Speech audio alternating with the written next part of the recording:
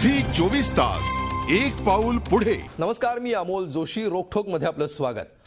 3 दिवसांच्या नवजात पक्षाचे संस्थापक अरविंद केजरीवाल आणि त्यांच्या टीमनं आज पहिली पत्रकार परिषद घेत खळबळ उडवून दिली। काँग्रेसच्या अध्यक्ष सोनिया गांधींचे जावई रॉबर्ट वडेरा यांच्यावर बेहिशेबी संपत्ती जमवल्याचा आरोप करत रजिस्ट्रार ऑफ कंपनीजच्या वेबसाईटवरील नोंदीचा त्यांनी दाखला दिला।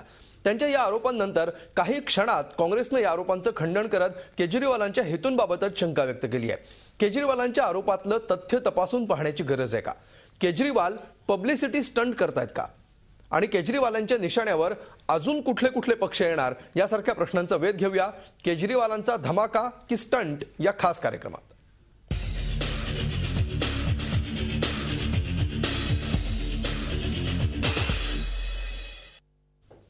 आणि या विषयावर चर्चा करण्यापूर्वी आपण बघूया याबाबतचा एक खास रिपोर्ट।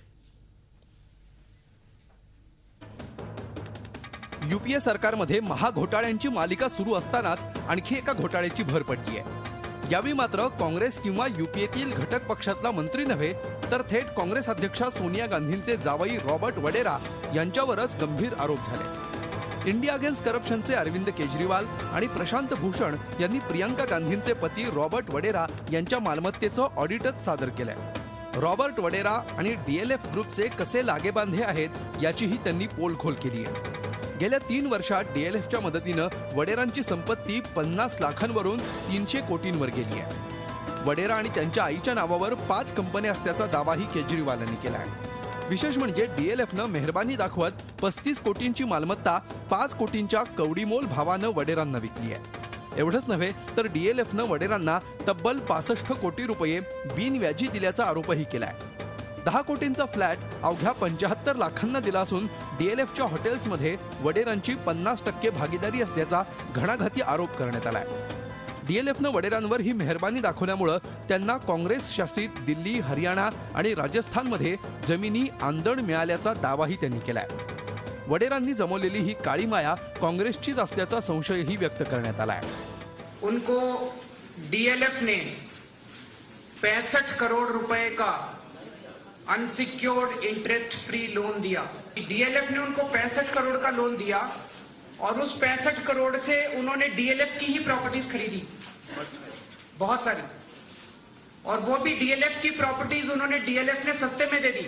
तो इसमें डीएलएफ को क्या फायदा हुआ? डीएलएफ ने ऐसा क्या किया?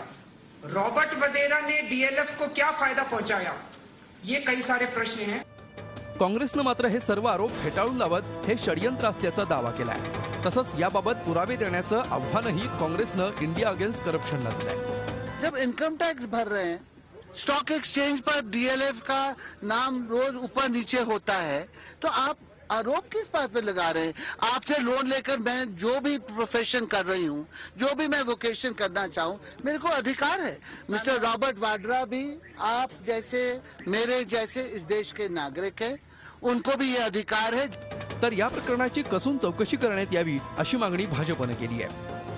उस खुलासे में जो लूट को 100% छूट दी गई है वो श्रीमती सोनिया गांधी जी द्वारा दी गई है। तो इसलिए यह और गंभीर मामला बनता है और इसलिए इसकी जांच होनी चाहिए। और जांच ये नहीं कि जो चोर वही चौकीदार। यूपीए यापूर्वीच अनेक घोटाळ्यांच्या आरोपांनी घेरलेली आहे। घोटाळ्यात अडकलेल्या मंत्र्यांची पाठराखण करताना नाकी नऊ आलेल्या काँग्रेसला आता थेट सर्वेसर्वा सोनियाबाईंच्या जावईबुवांसाठी लढावं लागणार आहे। मात्र या आरोपांमुळे घोटाळ्यांची मालिका थेट पक्षाध्यक्षांच्या उंबरठ्यावरच पोहोचल्यामुळे काँग्रेस समोरच्या अडचणी नक्कीच वाढल्या आहेत। झी 24 ताससाठी दिल्लीहून रश्मी पुराणिकसह ब्युरो रिपोर्ट। आणि या विषयावर चर्चा करण्यासाठी आपल्या स्टुडिओमध्ये आहेत काँग्रेसचे प्रवक्ते भाई जगताप, भाजपचे नेते मधू चव्हाण, त्याचबरोबर इंडिया अगेन्स्ट करप्शनचे सदस्य दीपक भराडिया सुद्धा आपल्या स्टुडिओमध्ये आलेले आहेत। आपल्या नवी दिल्लीच्या स्टुडिओमध्ये ज्येष्ठ पत्रकार अशोक वानखडे या चर्चेमध्ये सहभागी होत आहेत आणि त्याचबरोबर नागपूरहून ज्येष्ठ पत्रकार लक्ष्मणराव जोशी या चर्चेमध्ये सहभागी झालेले आहेत। आपण चर्चेला सुरुवात करूया दिल्लीपासून।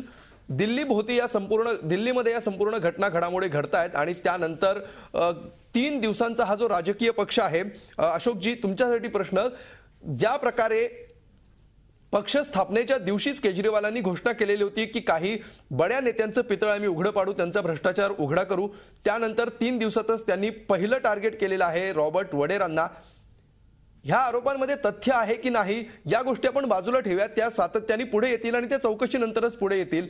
मात्र ह्याच्या मागची जी रणनीती आहे, एक मोठा डाव म्हणा किंवा एक मोठा पल्ला म्हणा किंवा एक मोठा तीर केजरीवालांनी मारलाय आणि सगळ्यांनाच प्रतिक्रिया द्यायला, बाहेर यायला काँग्रेसला भाग पाडलंय. काँग्रेसला एक प्रकारे बॅकफूटवर जायला भाग पाडलंय असं तुम्हाला वाटतंय का? जोशी, मी थोडंसं पाठीमागे जातो. या अगोदर जेव्हा जंतर मंतरला अण्णा हजारे आणि सगळ्यांनी मोठं एक आंदोलन केलं होतं, त्यावेळी एक घोषणा झाली होती की आम्ही रोज 2 मंत्र्याची नावं देऊ की ज्यांचा भ्रष्टाचार झालाय, ज्यांनी भ्रष्टाचार केलाय. आणि जेव्हा ती नावं आली तेव्हा त्यात नवीन काहीच नव्हतं. हे एका वर्षापासून जे अखबार म्हणजे न्यूजपेपरमध्ये जे छापलं जायचं, वर्तमानपत्रांमध्ये किंवा ज्या कोर्ट केसेस पेंडिंग होत्या त्याच मंत्र्याचा त्यांनी पूर्ण डिटेल्स दिले होते. आजही ते सकाळपासून एक मीडियामध्ये म्हणजे हे झालं होतं, सगळे चॅनल सांगत होते की आज संध्याकाळपर्यंत मोठा घोटाळा काहीतरी आणणार आहे. पण मी तुम्हाला सांगतो, 14 मार्च 2012ला इकॉनॉमिक्स टाइम्स आणि टाइम्स ऑफ इंडियाच्या या हेडलाईन्स आहेत जे त्यांनी आज सांगितलं. हो, डीएलएफ ही लिमिटेड कंपनी आहे, ती स्टॉक एक्सचेंजवर लिस्टेड आहे. त्यामुळे कुठलेही लोन आपण दिले किंवा अनसेक्युअर्ड आणि सेक्युअर्ड लोन जे पण देतात त्याचा पूर्ण गोशावारा त्यांना द्यावा लागतो स्टॉक एक्सचेंजला, आणि तो त्यांनी दिला. आणि त्या स्टॉक एक्सचेंजमधनं झालेल्या जो त्यांनी तिथं डाटा दिला त्याच्यावरनं ही स्टोरीज पेपरमध्ये आल्या. पुन्हा लोकांसमोर आणणं आणि नवीन म्हणजे ती जुनीच दारू नवीन बॉटलमध्ये टाकल्यासारखा प्रकार आहे. म्हणजे मला हे कळत नाही आज त्यांना म्हणजे म्हणायचं काय. आणि जर 6 महिन्यापासून ह्या गोष्टी लोकांना माहित आहे तर 6 महिन्यापासून केजरीवाल आणि ही कंपनी आहे त्यांनी कोर्टात केसेस का टाकल्या नाही? झी 24 तास, एक पाऊल पुढे.